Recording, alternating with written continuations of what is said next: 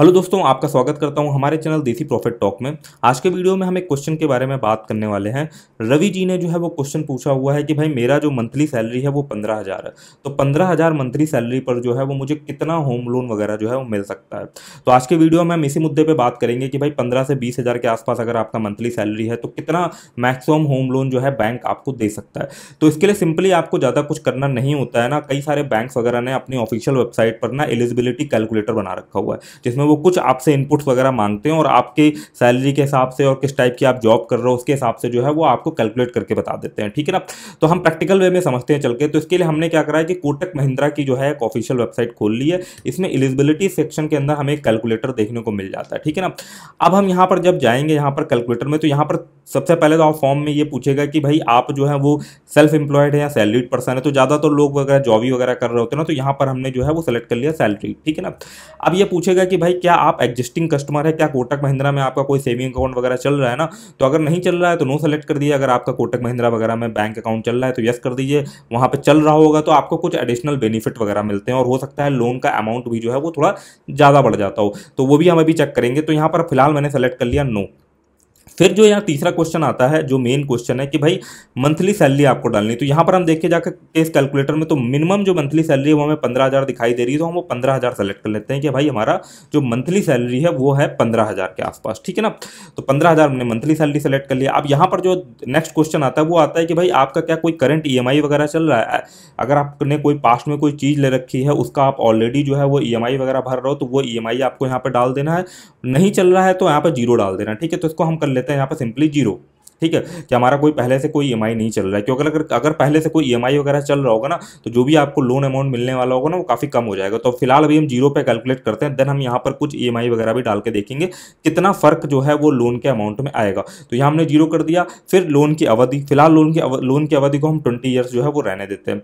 फिर यहाँ पर आता है कि current home loan interest rate. अगर हम इंटरेस्ट रेट की बात करें तो अभी फॉर एग्जांपल कोटक महिंद्रा का ही हम बैंक का इंटरेस्ट रेट लेके चलते हैं, तो कोटक महिंद्रा में अभी होम लोन का इंटरेस्ट रेट वगैरह जो है वो चल रहा है 6.55% से लेकर के 7.05%। और ये बीच में आपको एक रेंज दिखाई दे रही होगी। इसका मतलब ये होता है कि भाई जिनका क्रेडिट स्कोर अच्छा है, जिन्होंने कभी पास्ट में कोई EMI पे कोई चीज़ ले रखी होगी और समय पर EMI वगैरह चुका दी होगी, तो उनका क्रेडिट स्कोर अच्छा होता है। बैंक समझता है कि हाँ भाई अगले बंदे ने यार लोन लिए पे कोई चीज़ ली थी, टाइम पे लोन वापस कर दिया, तो वो आपके क्रेडिट स्कोर अलॉट करता चला जाता है ना। तो जिनका भी credit score, CIBIL score 750 plus होता है ना, उनको लोवेस्ट इंटरेस्ट रेट पे होम लोन मिलता है। और जिनका 700 से नीचे है या उसके आसपास है तो उनका 7% के आसपास जो है वो पहुंच जाता है होम लोन। ठीक है ना। तो एज्यूम करते हैं कि भाई आपका क्रेडिट स्कोर अच्छा ही है, तो 6.55% हम सेलेक्ट कर सकते हैं। यहाँ पर जो एलिजिबिलिटी कैलकुलेटर है फिलहाल तो यहाँ पड़ा है 6.65, तो इसको हम कर लेते हैं 55%। ठीक है ना। ये हमारे सारे इनपुट डल गए। अब आप देखोगे जाकर के यहाँ पर, तो हमारा जो एक अमाउंट निकल करके आ जाए कि भाई अगर 15,000 सैलरी है, कुछ इस तरीके के इनपुट है कि भाई अगर मैं जॉब कर रहा हूँ, मैं एग्जिस्टिंग कस्टमर भी नहीं हूँ कोटक महिंद्रा का, मेरा मंथली सैलरी 15,000 है। ठीक है ना। मेरा कोई पहले से EMI वगैरह भी नहीं चल रहा और मुझे को 20 साल के लिए लोन चाहिए, तो मुझे कोटक महिंद्रा कितना ऑफर कर सकता है लोन? वो कर सकता है लगभग 10 लाख के आसपास। मतलब 15,000 की सैलरी पर मुझे 10 लाख के आसपास जो है वो होम लोन मिल जाएगा। और सारे बैंकों का लगभग कुछ इसी तरीके का क्राइटेरिया रहता है ना। बट सब बैंकों में जरूरी नहीं कि एलिजिबिलिटी कैलकुलेटर हो। यहाँ पर एलिजिबिलिटी कैलकुलेटर का मुझे अच्छा लग रहा था, तो इसका हम कैलकुलेट करके हमें एक मोटा मोटा आइडिया मिल जाता है कि हाँ भाई हमारी 15,000 सैलरी तो हमें इतना जो है वो होम लोन मिलेगा। अब इसी मंथली सैलरी को अगर हम 20,000 करते हैं तो आप देखोगे कि जो लोन का अमाउंट है ना वो बढ़ जाएगा। इसको हमने कर दिया 20,000, तो जो अभी हमें 10 लाख का होम लोन के आसपास मिल रहा था वो हमारा हो गया 13,35,000 के आसपास। ठीक है ना। तो इस तरीके से ये इफेक्ट करता है। और क्या क्या करता है, अगर मैं यहाँ पर यस कर देता हूँ ना, तो अगर मेरा पहले से मैं कस्टमर हूँ तो उसका कोई भी बेनिफिट यहाँ पर ऐसा कुछ खास नहीं मिल रहा है। देख सकते हो कोई फर्क नहीं पड़ रहा है यहाँ पे यस सेलेक्ट करने पर। सेल्फ एम्प्लॉयड करके देखते हैं। सेल्फ एम्प्लॉयड जैसे ही आप कर दोगे ना कि सेल्फ एम्प्लॉयड इंडिविजुअल, अगर आपकी कोई शॉप वगैरह है, कहीं पर आप फ्रीलांसिंग वगैरह कर रहे हो, कोई आपकी दुकान वगैरह है ना, देन उस केस में आप देखोगे जाकर के सेम ही अगर आप जो है, अब यहाँ पर जो है वो आपको ईयरली प्रॉफिट डालना होगा। यहाँ पर आपकी मंथली सैलरी तो होगी नहीं, यहाँ पे आपको ईयरली प्रॉफिट डालना होगा। तो फिलहाल अभी इस चीज़ को तो हम स्किप करते हैं। हम यहाँ पर बात कर रहे थे मंथली सैलरी की क्वेश्चन पे ही रहते हैं अभी हम ना। तो अब हम चलते हैं, अगर यहाँ पर EMI, अगर आपका फॉर एग्जाम्पल के लिए आपने कोई वॉशिंग मशीन, फ्रिज वगैरह जो है वो EMI पे ले रखा और आपका मान ली 1,000 रुपये का EMI वगैरह चल रहा है, ठीक है, उसका ना मंथली का, तो आप देखोगे जैसे ही आप 1,000 रुपये EMI डालोगे, जो 13 लाख का लोन था 20,000 सैलरी पे, वो ऑटोमेटिकली 12 लाख का हो गया ना। वापस अगर हम सैलरी 15,000 करें तो आप देखोगे जाकर के जो लगभग 9 लाख का था वो 8 लाख के आसपास हो गया। तो पहले से जो ईएमआई वगैरह चल रही होती है उसका ही फर्क पड़ता है। अब हम अगर लोन के अमाउंट की अवधि कम करके देखें, अभी तो 20 साल सेलेक्ट करा था, इसको हम कर देते हैं सिंपली जाकर के 10 साल, ठीक है ना। तो 10 साल करने पर आप देख सकते हो कि काफ़ी ज़्यादा फर्क पड़ रहा है। इस चीज़ का भी फर्क पड़ रहा है कि भाई आप कितने समय के लिए होम लोन ले रहे हो। मान लीजिए पहले 20 साल के लिए ले रहे थे तो लोन का अमाउंट जो था वो लगभग, और हमारा 1,000 मंथली ईएमआई भी चल रहा था, तो लोन का अमाउंट जो था लगभग 8 लाख के आसपास आ रहा था ना। जैसे ही हमने इसको 10 लाख पे, जैसे हमने इसको 10 साल के लिए करा कि भाई 10 साल के लिए मुझे होम लोन चाहिए, तो ऑटोमेटिकली जो है ये लोन का अमाउंट जो है वो घट गया, ठीक है ना। तो टाइम पीरियड भी जो है वो वेरी करता है। तो आप जा करके ऑटोमेटिकली जो है वो खुद से ही जिस रेंज में आप आते हो ना, अगर जॉब वगैरह करते हो ना, तो ये इनपुट्स वगैरह भर करके आप ना खुद की एलिजिबिलिटी चेक कर सकते हो। साथ ही साथ हम एक चीज़ और कैलकुलेट करते हैं जो कि काफ़ी इंपॉर्टेंट है। तो हमने मान लीजिए यहाँ पर हम यही एज्यूम करते हैं, अपने पुराने डेटा पे जाते हैं चल करके ना, तो हमारा 15,000 सैलरी, तो हमें लगभग जो है वो 10 लाख के आसपास जो है वो लोन मिल रहा था, ठीक है ना।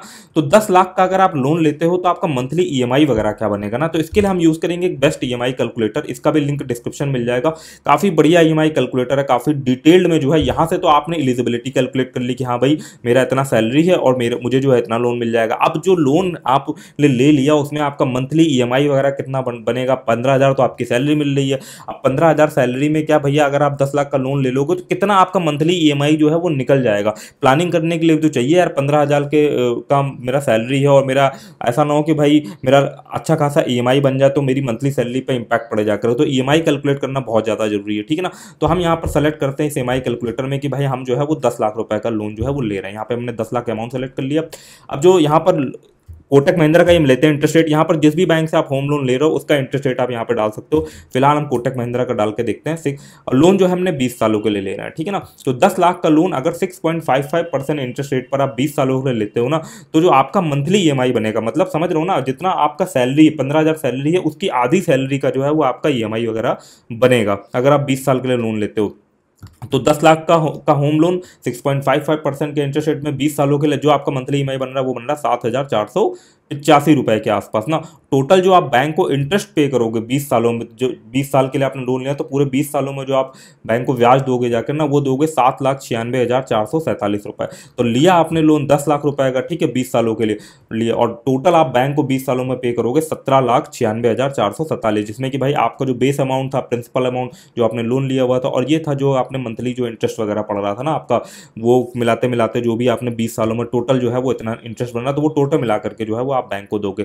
संग के संग ये जो ईएमआई कैलकुलेटर, इसमें आप पूरा मंथली शेड्यूल वगैरह देख सकते हो। फॉर एग्जांपल के लिए मैंने लोन, मेरे को ना मार्च वगैरह में जो है लोन मिल गया, मेरी ईएमआई वगैरह जो है मार्च से स्टार्ट हो गई। यहाँ पर जो भी आप महीना वगैरह सेलेक्ट कर सकते हो, तो आपका पूरा जो है वो आपका ईयर वाइज पूरा दिखा देगा कि ईयर वाइज जो है वो आप टोटल आपका प्रिंसिपल अमाउंट ये था, इतना इतना आपने जो है वो ब्याज दे दिया, ठीक है ना, बैंक में इंटरेस्ट दे दिया। मंथली ईयरली बेसिस में 2022 में आपने इतना ईएमआई जो है पे करा टोटल, और जो अब फिर जो आपने 10 लाख का लोन था उसमें से ये ईएमआई माइनस हो जाएगा, इतना लोन जो है वो आपने पे कर दिया। संग के संग ईयर वाइज तो आप देख ही सकते हो, प्लस संग के संग आप इवन मंथ वाइज भी देख सकते हो कि भाई मार्च महीने में जो आपने पहली ईएमआई दी, फिर कितना लोन बचा, फिर अप्रैल मंथ में आपने दूसरी ईएमआई दी, फिर कितना आपका लोन बचा ना। उस तरीके से पूरा जो है ये टेबल फॉर्म में डिटेल आ जाती है। इसको सिंपली आप प्रिंट वगैरह भी जो है वो कर सकते हो। तो इस ईएमआई कैलकुलेटर का जो लिंक है वो डिस्क्रिप्शन में आपको मिल जाएगा, जरूर चेकआउट करें। एलिजिबिलिटी की प्लानिंग आप इस कैलकुलेटर से देख सकते हो कि भाई कितना मुझे लोन मिल जाएगा। फिर लोन जब आपको मिल जाएगा देन फिर आप मंथली कितना ईएमआई वगैरह भरोगे वो आप यहाँ से कैलकुलेट कर सकते हो। और जैसे ही आप देखोगे जाके मैं इसको 15 साल करता हूँ तो मंथली ईएमआई जो है वो बढ़ जाएगा।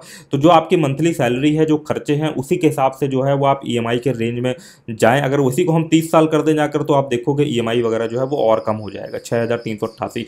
बट आप जितना लंबे समय के लिए लोन लोगे ना, उतना ही ज़्यादा जो है आपको ब्याज देना पड़ेगा। आप ये देख सकते हो यहाँ पर एक ना पाई चार्ट वगैरह भी आ जाता है। देखो फॉर एग्जाम्पल के लिए 30 सालों के लिए लोन लेता हूँ ना अगर 10 लाख ना, तो देख सकते हो कि यहाँ हमने ये जो था 10 लाख लोन का अमाउंट लिया, और ये देखो कितना अच्छा खासा जो है बैंक को हमें ब्याज वगैरह देना पड़ेगा। ब्याज लिया हमने 10 लाख का लोन, बट ब्याज जो है हमें जो हमने लोन लिया उससे भी कहीं ज़्यादा देना पड़ेगा, 12,87,000 के आसपास ना। तो इस तरीके से जो है आप अपना पूरा अच्छे से जो है वो प्लानिंग वगैरह कर सकते हो। लिंक सारे जो है वो आपको डिस्क्रिप्शन में मिल जाएंगे, एलिजिबिलिटी कैलकुलेटर का भी और ईएमआई कैलकुलेटर का भी। तो आई होप आपको वीडियो जो है वो पसंद आई होगी। अगर पसंद आई हो तो वीडियो को जरूर लाइक कर दे, चैनल को भी सब्सक्राइब कर दे। ऐसी यूजफुल इन्फॉर्मेशन हम आपके पास जो है वो समय समय पर लाते रहेंगे। चलिए फिर मिलते हैं अगले वीडियो में, तब तक के लिए धन्यवाद। जय हिंद, जय भारत।